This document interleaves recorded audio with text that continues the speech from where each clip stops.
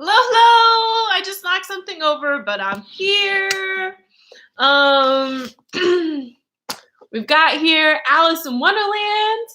And today, as promised, we're going to see the Griffin and hear the Mock Turtle story. So I'm excited to get to this part of the book. And hello, everyone. So let's see here. When we left off, we learned that even though the Queen of Hearts is constantly like, off their head, off their head, off their head, actually everybody gets pardoned. And pardon means that they get forgiven from the punishment, so they don't actually get their heads chopped up. Hi, Tess. Okay, so so they walk off together. Here we go. They very soon came upon a griffin lying fast asleep in the sun. If you don't know what a griffin is, look up at the picture. So let's look at the picture together. So griffin has the body of a lion, the head of an eagle. So it has wings, and griffins are not something that Lewis Carroll made up. So they're not a real animal. They're a mythical animal, but they were a mythical animal long before Lewis Carroll ever put them in his book, like a unicorn, right? And I went to a castle in Sweden that's called Griffin Castle, and it had griffins all over it, and it's just like a cool animal. Okay. Up, lazy thing, said the queen, and take this young lady to see the Mock Turtle and to hear his history. I must go back and see after some executions I have ordered. And she walked off, leaving Alice alone with the griffin. Alice did not quite like the look of the creature, but on the whole, she thought it would be quite as safe to stay with it as to go after that savage queen, and so she waited. The griffin sat up and rubbed its eyes, and then it watched the queen till she was out of sight, and then it chuckled. Said the griffin, half to itself, half to Alice. What is the fun? Said Alice. Why, she, said the griffin. It's all her fancy, that. They never executes nobody, you know. Come on. Everybody says, come on here, thought Alice as she went slowly after it. I was never so ordered about before in all my life. Never. They had not gone far before they saw the Mock Turtle in the distance, sitting sad and lonely on a little ledge of rock, and as they came nearer, Alice could hear him sighing as if his heart would break. So, you might not know what a sigh is. This is a sigh.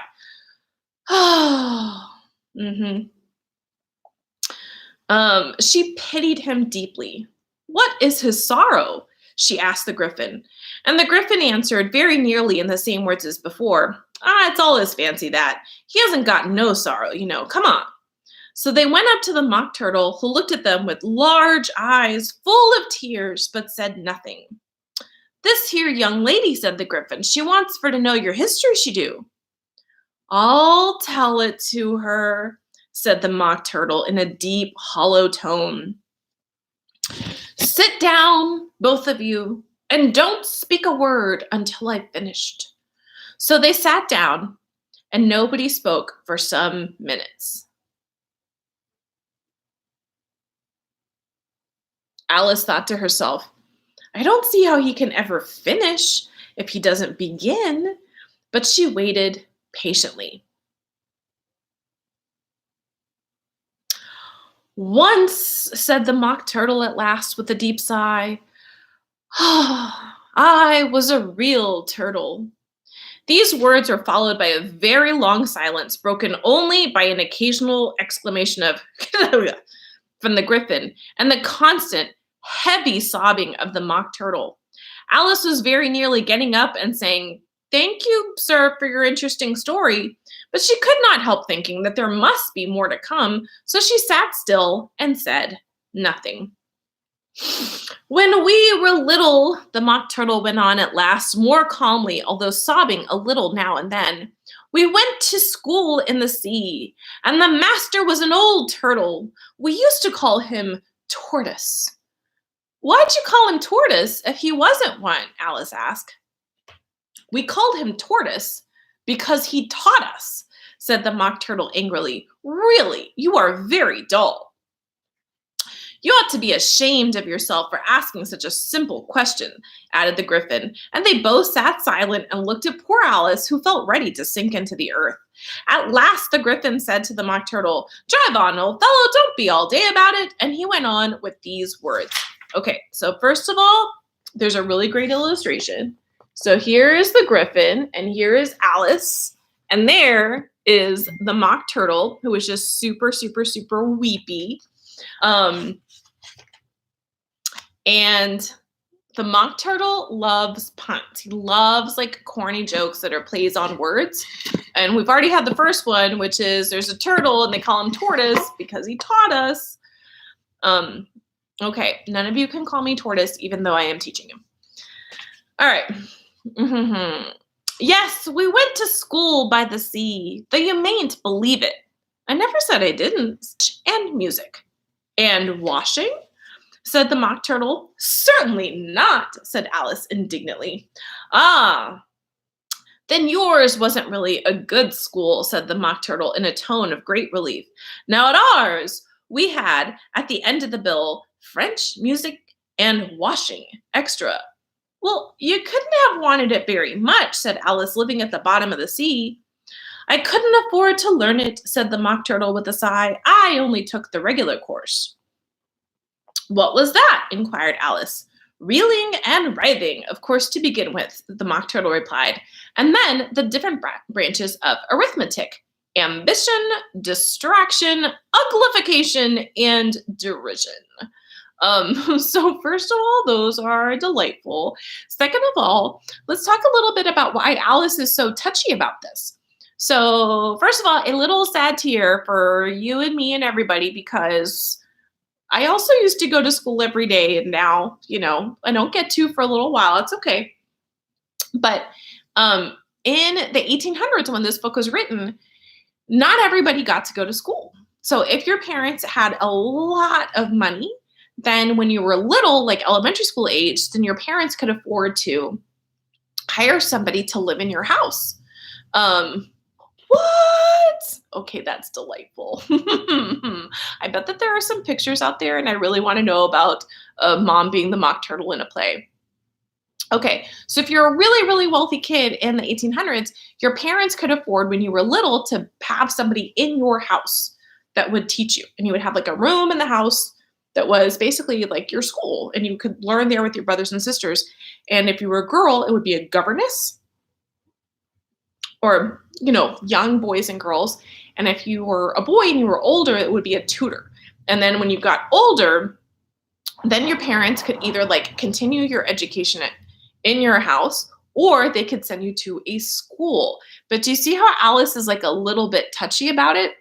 Because if your parents are not like insanely wealthy, but they have enough money for you to get an education, because getting an education was not an automatic thing, then they might send you to a school that would teach you, reading, writing, math, whatever, but they would pay a little bit for you to get extra classes. That's what they're talking about. So sometimes in your school, they might call them like specials, but it's music and sort of enrichment things. And if you lived at that school, like if your parents dropped you off there and you lived there, they might wash your clothes for you. But Alice is really offended because she's like, I would never learn how to wash. I'm too rich to wash my own clothes. I have servants for that. So, all right. So what does she say to tell me? Oh, about I really want to see a picture. Okay. So reeling and writhing, which are of course a play off of reading and writing. And it's also like when you're fishing, you might reel something in and then the fish might writhe. And then ambition, distraction, uglification, and derision. If those are arithmetic, what are those? Those are addition, subtraction, and instead of uglification, we do multiplication and division. Okay. So here's Alice. I never heard of uglification, Alice ventured to say. What is it? The Griffin lifted up both its paws in surprise. Never heard of uglifying, it exclaimed. Well, you know what to beautify is, I suppose.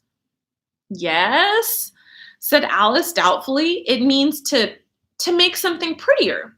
Well, then, the Griffin went on, if you don't know what to uglify is, then you are a simpleton. Alice did not feel encouraged to ask any more questions about it. So she turned to the Mock Turtle and said, what else had you to learn? Well, there was mystery, the Mock Turtle replied, counting off the subjects on his flappers. Mystery, ancient and modern, with seaography, and then drawling.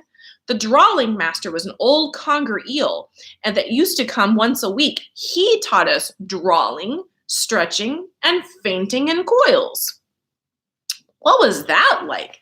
Asked Alice. Well, I can't show it to you myself, said the Mock Turtle. I'm too stiff, and the Griffin never learnt it. So, okay, at this crazy school in the ocean, what do they have? Mystery, that's a play off of history, right? So you'd have ancient history and modern history. And seaography would be like geography. Oh, multiplication, you got it. All right. So what is the real life version of drawling? Drawling when it says drawling, stretching, and fainting in coils. Anyone? Because that's a little trickier. I know sometimes I don't give you guys enough time to type. Sorry. So guys, a drawling master in real life, again, if you were a kid that had like money and you lived in England in the 1800s, your parents might hire a drawing master, right? For drawing, stretching, and painting in oils. But of course, if you're an eel, you can faint in a coil. Okay. So you can tell why I like this chapter so much because it's about school. I kind of want to teach at this school. All right, so the Mock Turtle said, the Griffin never learnt it. Hadn't time, said the Griffin. I went to a classical master, though. He was an old crab, he was. I never went to him, the Mock Turtle said with a sigh. He taught laughing and grief, they used to say. Latin and Greek.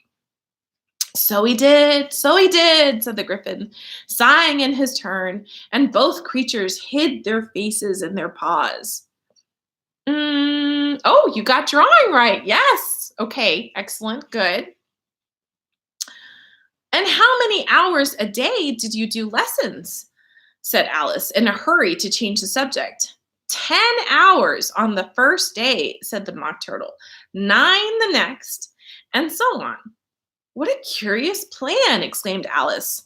That's the reason they're called lessons, the Griffin remarked, because they lessen from day to day. This was quite, right? So you got 10 hours on one day, 9 hours, then the next day would be like 8, 7, 6, right? This is quite a new idea to Alice, and she thought it over before she made her remark. Then the 11th day must have been a holiday. Of course it was, said the Mock Turtle. And how did you manage on the 12th? Alice went on eagerly. That's enough about lessons. The Griffin interrupted in a very decided tone. Tell her something about the games now. So that is the end of that chapter. And now we start chapter 10, the lobster quadrille. So an important thing to know about, this part is dancing. So dancing in the 1800s, you have all different kinds of dancing. So sometimes you can have dancing in a couple. So at my school, my middle school, a lot of the kids are Mexican like me, and they like to do couple dancing because they dance to banda music and they dance to cumbias, and they dance all kinds of stuff. But then a lot of people like to kind of dance by themselves. So I used to see Mamie Gallagher dancing in college. So I know she's a very, very good dancer. And I know that y'all probably dance in your household. But in the 1800s, you would have, sometimes you would dance in a couple, and that might be a waltz, which by this time, when this book was written, was like a normal dance. When it came out, it was real scandalous, because you would hold your partner. Woo! But other kind of dances that you could do would be in groups. So you might have one where there's a reel where there's like two lines of people. You might have a kind of dancing that is a quadrille, and you can tell from the name, like quadrille, that there's four people. Like ballroom dancing. So, okay, but picture in the fancy ballroom, you might have in a couple, but you might have in a group. So Tess, you dance too. Ooh, I've got lots of dancers here. I'm not a very good dancer. It's okay. All right. So a quadrille is a kind of dance, and you do it in a big group. And if you have ever done in your school like square dancing, it's kind of more in that neighborhood, right? Where sometimes you might have this person as your partner, but then the other person is a partner, and you have a person who's kind of calling out all the different dance moves so you can do them. Okay, so chapter 10, the lobster quadrille. The mock turtle sighed deeply and drew the back of one flapper across his eyes. He looked at Alice and tried to speak, but for a minute or two, sobs choked his voice. Same as if he's got a bone in his throat, said the Griffin, and it set to work shaking him and punching him in the back. At last, the Mock Turtle recovered his voice, and with tears running down his cheeks, he went on again. You may not have lived much under the sea. I haven't, said Alice, and perhaps you were never even introduced to a lobster. Alice began to say, I once tasted, but checked herself hastily and said, nope, never. So you can have no idea what a delightful thing a lobster quadrille is. No, indeed, said Alice. What sort of dance is it? Why, said the Griffin, you first form into a line along the seashore. 2 lines, said the Mock Turtle. Seals, turtles, salmon, and so on. And then when you've cleared all the jellyfish out of the way, that generally takes some time, interrupted the Griffin. You advance twice, each with the lobster as a partner, cried the Griffin. Of course, said the Mock Turtle. Advance twice, set to partners, change lobsters, and retire in the same order, continued the Griffin. Then, you know, the Mock Turtle went on, you throw the lobsters, shouted the Griffin with a bound into the air, as far out to the sea as you can. You swim after them, screamed the Griffin. Turn a somersault in the air, cried the Mock Turtle, capering wildly about. Change lobsters again, yelled the Griffin at the top of his voice. Back to land, and that's the first figure, said the Mock Turtle, suddenly dropping his voice. And the 2 creatures who had been jumping about like mad things all this time sat down again very sadly and quietly and looked at Alice. So this is the illustration of these children. Well, not the children, but the Griffin and the Mock Turtle talk about their dancing. Oh, let's see here. 6 days a week. No dance classes. Well, I guess that means that whether or not you have a dance class, you can have a dance party, but hopefully not with throwing lobsters around in the air, but maybe with doing somersaults. Okay. It must be a very pretty dance, said Alice timidly. Would you like to see a little of it? Said the Mock Turtle. Very much indeed, said Alice. Come, let's try the first figure, said the Mock Turtle to the Griffin. We can do it without lobsters, you know. Which shall sing? Oh, you sing, said the Griffin. I've forgotten the words. So they began solemnly dancing round and round Alice, every now and then treading on her toes as they passed too close and waving their forepaws to mark the time, while the Mock Turtle sang this very slowly and very sadly. Okay, so here's their song, but I'm not going to sing it. Will you walk a little faster, said a whiting to a snail. There's a porpoise close behind us, and he's treading on my tail. See how eagerly the lobsters and turtles all advance? They are waiting on the shingle. Will you come and join the dance? Will you, won't you, will you, won't you, will you join the dance? Will you, won't you, will you, won't you, won't you join the dance? You can have no notion how delightful it will be when they take us up and throw us, the lobsters, out to sea. But the snail replied, too far, and gave a look askance. Said he thanked the whiting kindly, but he would not join the dance. Would not, could not, would not, could not, would not join the dance.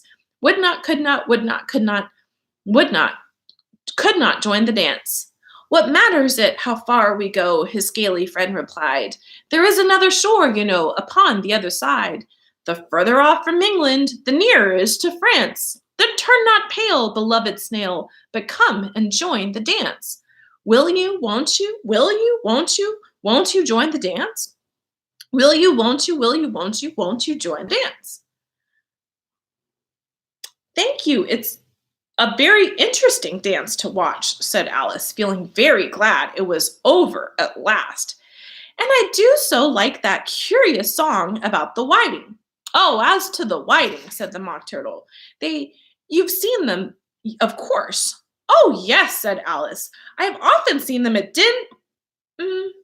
She checked herself hastily. So, whiting is a kind of fish.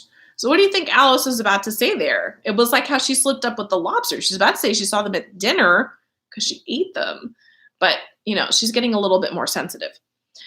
I don't know where din might be, said the Mock Turtle, but if you've seen them so often, of course you know what they're like.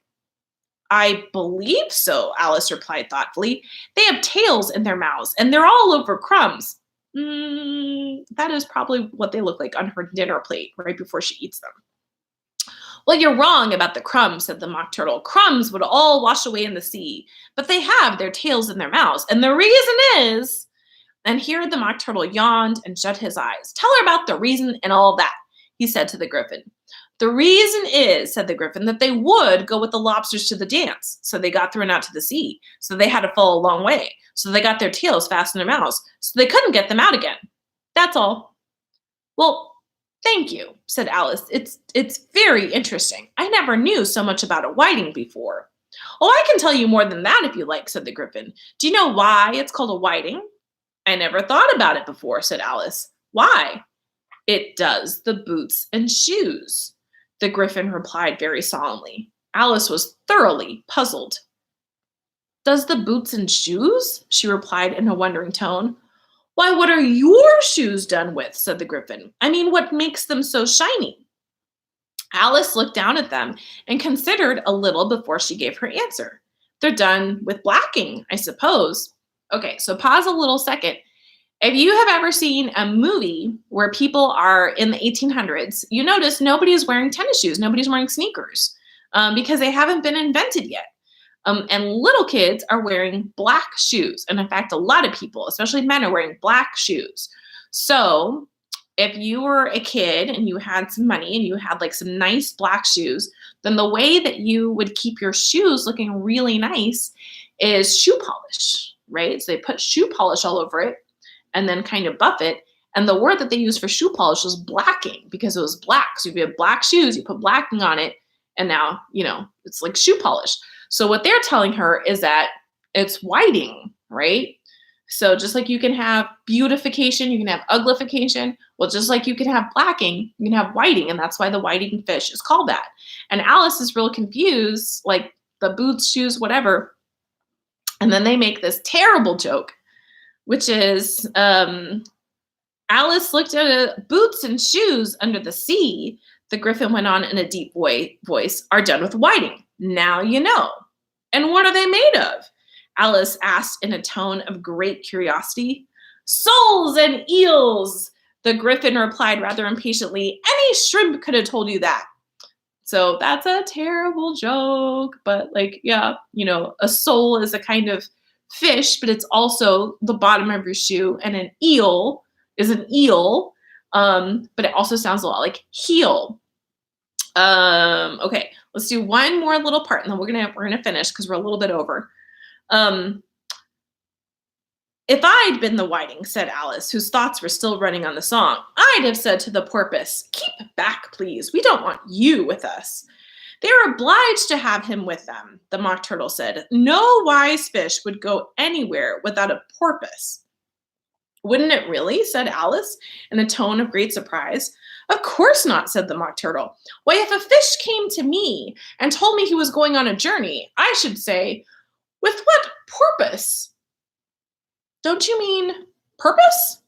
Said Alice. I mean what I say, the Mock Turtle replied in an offended tone. And the Griffin added, come, let's hear of your adventures. Okay, we are going to end there. And I know I've gone a little bit over, but I think that is a good stopping place because now they're going to ask Alice to tell stuff. So remember, don't go anywhere without a porpoise. And if you do a fancy dance, then take a lobster or your partner and throw them around and do a somersault in the air. And pay really close attention to all of your classes today, all of your learning, for instance, derision, uglification, all of that stuff. If the drawing master comes, see if you can learn how to faint in a coil. All right. And I hope everybody has a dance party. All right. Bye, guys.